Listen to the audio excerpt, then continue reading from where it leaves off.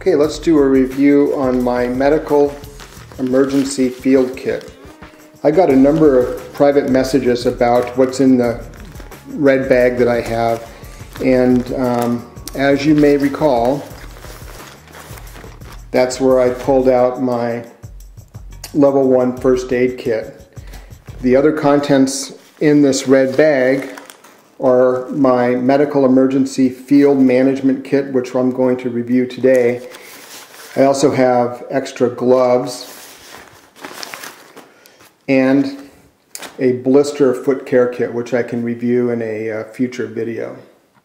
Now, all of these things fit in this red bag, and the entire contents weighs less than 1.5 pounds. We're going to focus today on reviewing the medical emergency field management kit. Now, this kit allows you to deal with medical emergencies in the field. It weighs less than 1.5 pounds at 7.25 ounces. There you go, 7.25 ounces. Okay, I'm going to use the review system that Nut and Fancy uses because I think it's a great system and it's a nice way to stay on task with any of these reviews. Philosophy of use for this kit. This kit provides the basic or very minimum kit in pharmacy to deal with wilderness medical emergencies. The issues that we're trying to deal with here are asthma, allergy, severe allergic reaction, diabetes, quote, not breathing, and chest pain. Certainly concerned for chest pain as possible heart-related chest pain. Now, this kit will augment and supplement your level 1, level 2 kit. I have this one wrapped in a bag that's been heat sealed, mainly because I don't go into this except if in an emergency, so I just keep it totally sealed. It is also contained inside a Mylar Ziploc bag that measures 6 by 9 inches.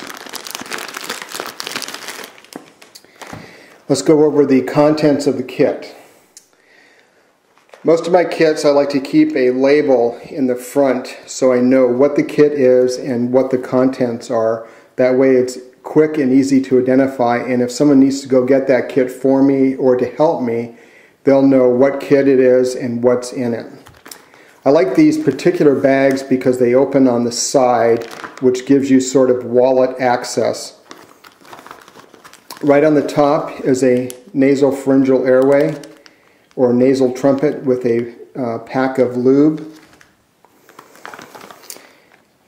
In this container, which is a spacer for an albuterol inhaler, is a medication pack. So there's glucose tablets to deal with diabetic emergencies, primarily someone who has too low of a blood sugar.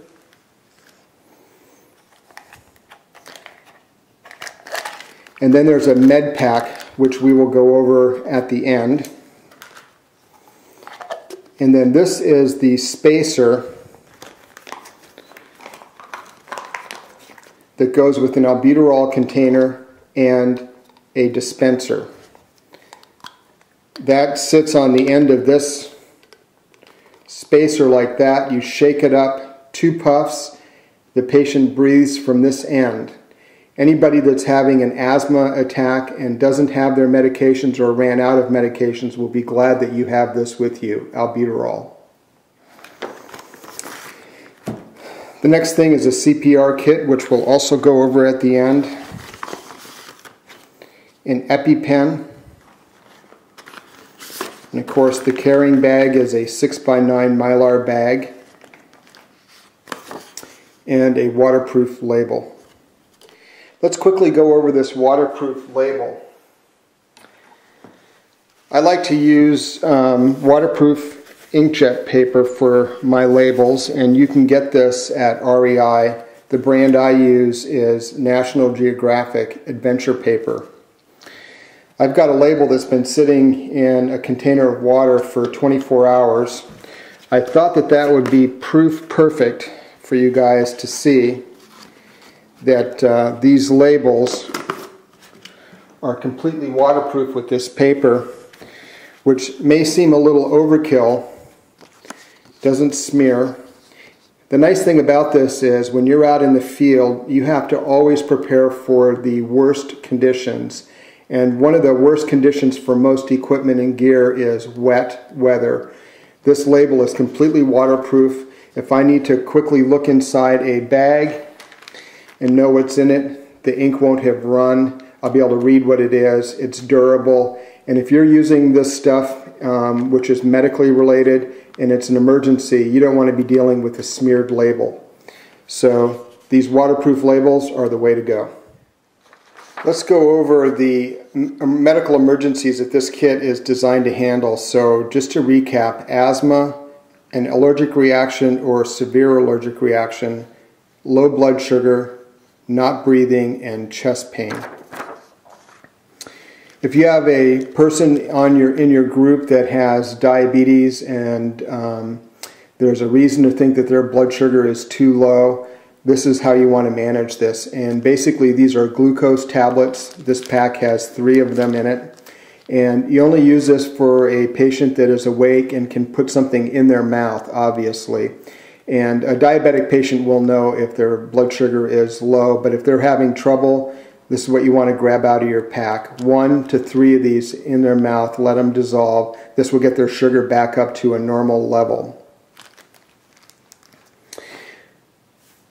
Let's go through the medication pack.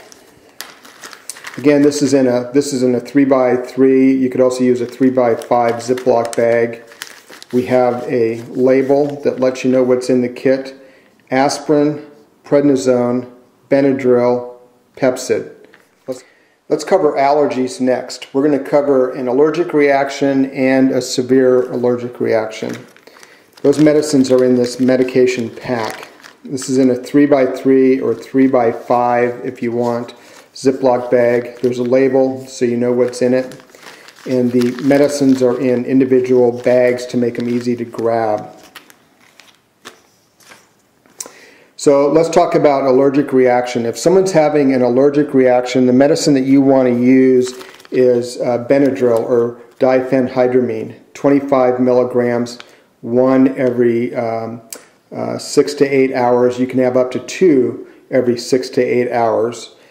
And a good thing to use along with that is Pepcid or Zantac. In my kit I use famotidine or Pepcid, but you can also use ranitidine or Zantac.